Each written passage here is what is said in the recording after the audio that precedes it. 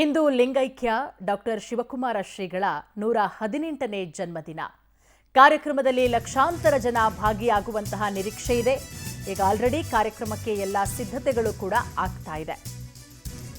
Doctor Shivakumara ಶ್ರೀಗಳ 118ನೇ ಜನ್ಮದಿನ ತುಮಕೂರಿನ ಸಿದ್ಧಗಂಗಾ ಮಠದಲ್ಲಿ ಪೊಲೀಸ್ ಬಂದೋಬಸ್ತ್ ವ್ಯವಸ್ಥೆಯನ್ನು ಕೂಡ ಮಾಡಲಾಗಿದೆ.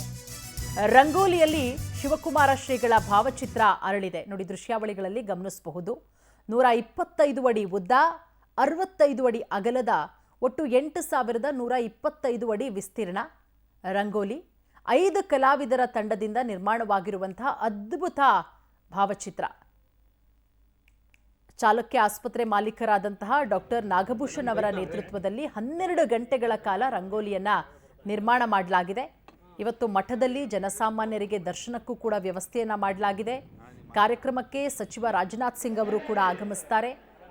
ಅದರ ಜೊತೆಗೆ ಮಠಾಧಿಪತಿಗಳು, ಗಣ್ಯರು, ಡಿಸಿಎಂ ಡಿಕೆ ಶಿವಕುಮಾರ್, ಕೇಂದ್ರ ಸಚಿವ ವಿ ಸೋಮಣ್ಣ, ಗೃಹ ಸಚಿವ ಡಾಕ್ಟರ್ ಜಿ ಪರಮೇಶ್ವರ್, ಸಚಿವ ರಾಜಣ್ಣ ಸೇರಿದಂತೆ ಹಲವು ಗಣ್ಯಾತಿ ಗಣ್ಯರು ಕಾರ್ಯಕ್ರಮದಲ್ಲಿ ಭಾಗಿಯಾಗ್ತಾರೆ. ಆ ಹಿನ್ನೆಲೆಯಲ್ಲಿ ಬಿಗಿ ಪೊಲೀಸ್ ಬಂದೋಬಸ್ತ್ ವ್ಯವಸ್ಥೆಯನ್ನು ಕೂಡ ಮಾಡಲಾಗಿದೆ. ನೋಡಿ, ಕಾರ್ಯಕ್ರಮ ನಡೀತಾ ಇರುವಂತಹ ಸ್ಥಳ. ಈಗ ಆಲ್ರೆಡಿ ಕಾರ್ಯಕ್ರಮಕ್ಕೆ ಸಿದ್ಧತೆಗಳನ್ನು ಮಾಡಿಕೊಳ್ಳಲಾಗ್ತಾ ಇದೆ. ಅಂತಿಮ ಹಂತದ ಸಿದ್ಧತೆ ಎಲ್ಲವನ್ನ ಕೂಡ ಪೊಲೀಸರು ಪರಿಶೀಲನೆಯನ್ನ ಮಾಡ್ತಾ ಇದ್ದಾರೆ. ಯಾವುದೇ ರೀತಿಯ ಅಹಿತಕರ ಘಟನೆಗಳಾಗಬಾರದು ಅನ್ನುವಂತಹ ನಿಟ್ಟಿನಲ್ಲಿ ಪೊಲೀಸ್ ಬಿಗಿ ಬಂದೋಬಸ್ತ್ ವ್ಯವಸ್ಥೆಯನ್ನ ಕೂಡ ಮಾಡಲಾಗ್ತಾ ಇದೆ.